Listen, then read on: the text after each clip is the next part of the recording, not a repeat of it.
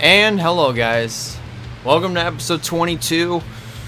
There's a chance I might have to blast through this because I got work here in another couple of hours.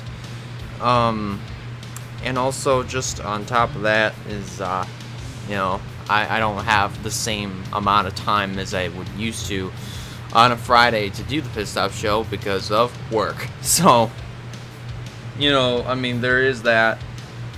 But hopefully you guys are getting your Fridays off to a really good start. I know mine is because I found out yesterday that Michigan is going to be lifting every mandate by June 22nd. A lot sooner than the projected date, which was July 1st.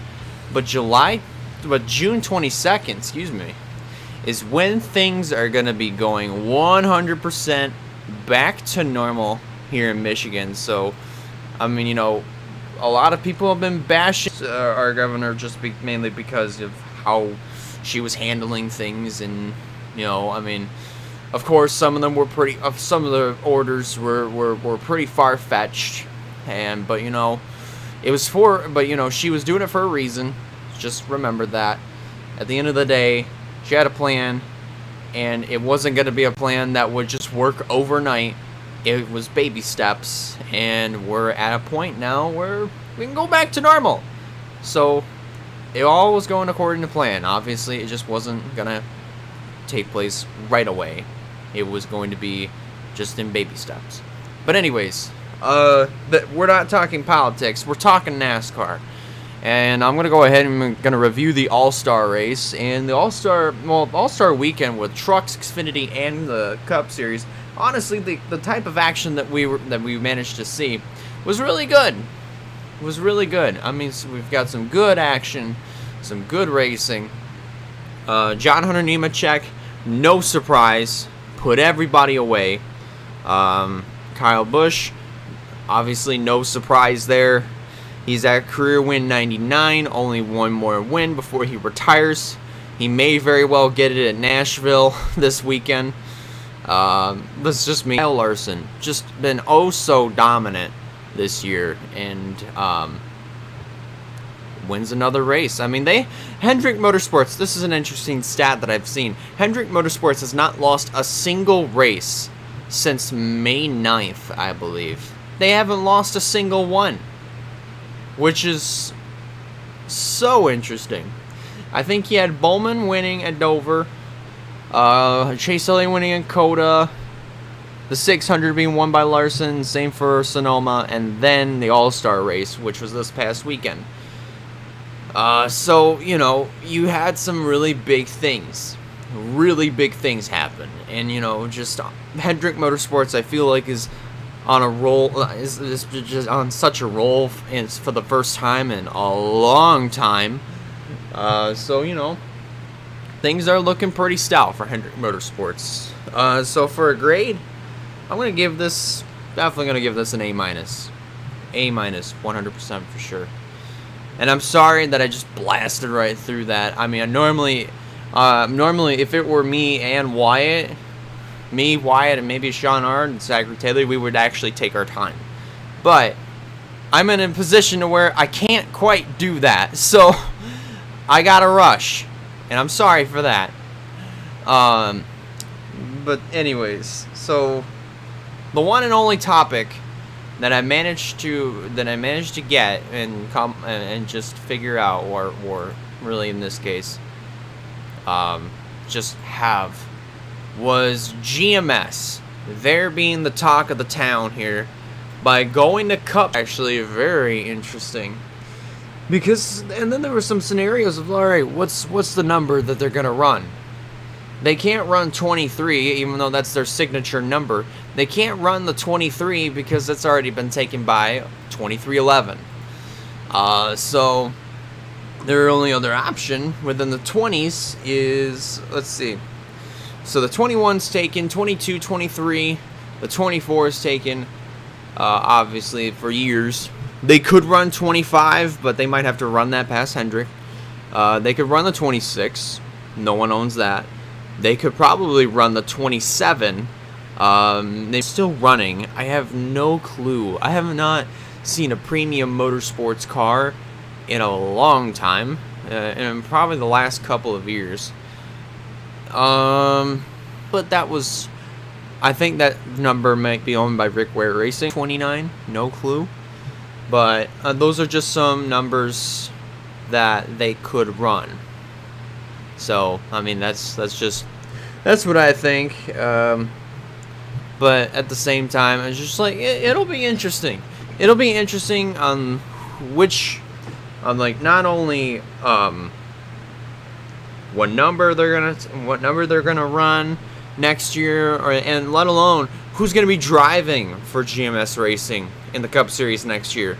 I mean, you've got quite a few options. I mean, Kurt Busch. We have no idea what he's going to be doing after this year. I mean, he said, and he's made it very clear, he's not going anywhere. Maybe he could be the guy that goes over the GMS. Let's see.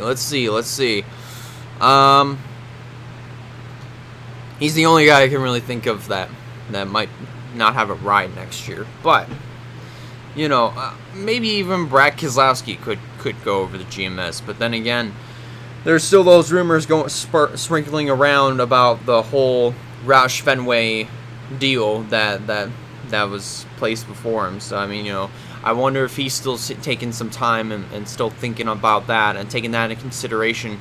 But you know, at the end of the day, I mean, this is just still a very fresh announcement. We still have yet to figure out, you know, I mean, the sponsor package from the Truck Series. Driver would be racing for them.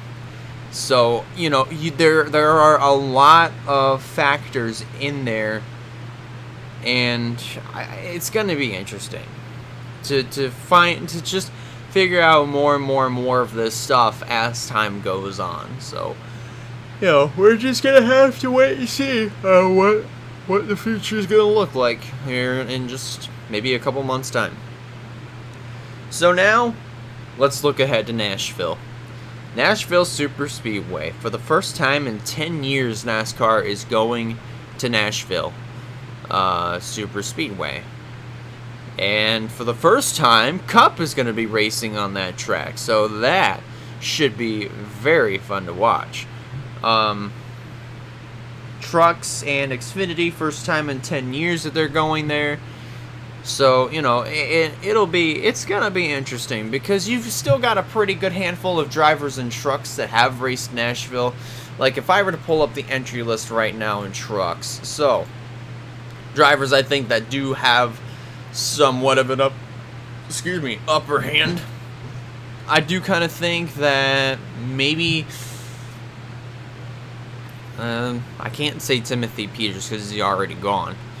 But Matt Crafton has raced at Nashville, so he might have something to say. I mean, you know, you still Xfinity. I know there's a pretty decent bunch that might have already raced there. Michael Lynette, I think, is one because he's been around the sport forever. Feels like Landon Castle, Justin Allgaier, J.J. Yaley. Let's see, AJ Allmendinger, I think, has raced at Nashville. I believe, I don't know. Let's see if anybody else on this list. Obviously Kyle Busch has raced in Nashville, so there's no question. On Star, I believe, is driven there, but then again, I don't know because of all the Nashville clips that I've seen, they have not once mentioned his name. So, okay, but then Cup has a pretty good batch of drivers that have raced there. I mean, okay, so listen to this. Brad Keselowski's driven there. Austin Dillon's driven there. Kevin Harvick, believe it or not, back in 2001, he's driven there. Let's see. Maybe, I believe you could throw Ryan Newman onto that list. That's a big maybe because he came in a little bit later on in the year. Eric Almirola's driven there. Denny Hamlin's raced there. Kyle Busch, again. Martin Truex, I believe, maybe has raced there. Joey Logano's raced there. Let's see. Michael McDowell has raced there.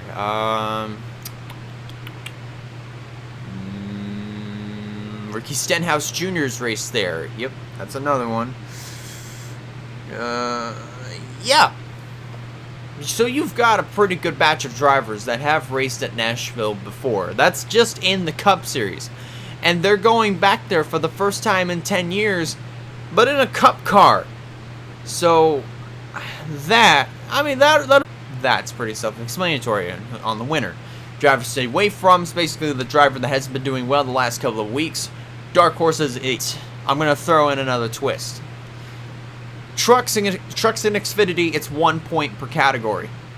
However, for the Cup Series, it's 2 points, since it's their first time on Nashville. So, we're just going to go ahead. We're just going to get on down. Alright, here we go on who driver to win. John Hunter Nemechek. This is for trucks, by the way. For driver to stay away from, Zane Smith. And his dark horse, Sheldon Creed. For Xfinity, he chose Josh Berry, pretty bold right here, as the driver to win.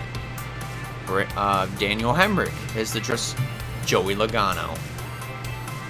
For Zachary Taylor, driver to stay away from, Tyler Ankrum.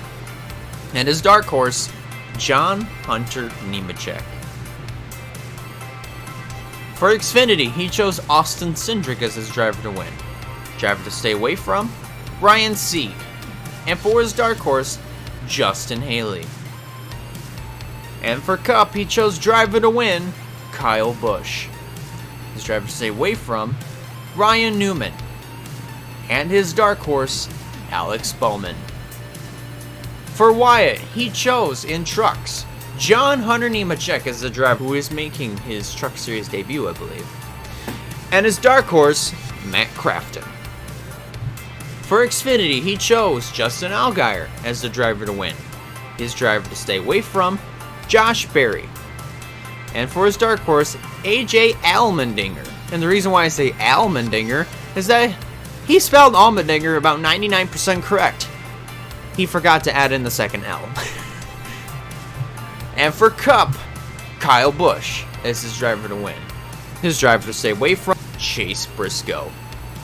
And now it's come down to me. Who did I choose? I literally just got my predictions done about, probably give it 20 minutes ago. For my driver to win, I chose John Hunter Nemechek in trucks. My driver to stay away from, Sheldon Creed. And my dark horse is Grant Enfinger. For Xfinity, I chose Justin Allgaier as the driver to win. Driver to stay away from, Jeb Burton. And for my dark horse, Austin Cindric. And for the Cup horse, Denny Hamlin. Alright, so those are our predictions right there. And one more time, I just do want to apologize to everybody for not getting the Pit Stop show up on its scheduled date. I mean, for getting this all recorded. I mean, I do apologize for that. I mean, I've just been super busy with work and also just other things in life, and and really haven't been making time for myself to actually do this. So, I mean, it has been at the same time, but it's difficult, but then it's not. It's kind of complicated. But at the end of the day, I'm hoping to have some time this upcoming week to record some stuff. Obviously, weather is not gonna be my best friend. Probably the fan in this computer. There's some fan I think that's probably messing up. That most likely may not be.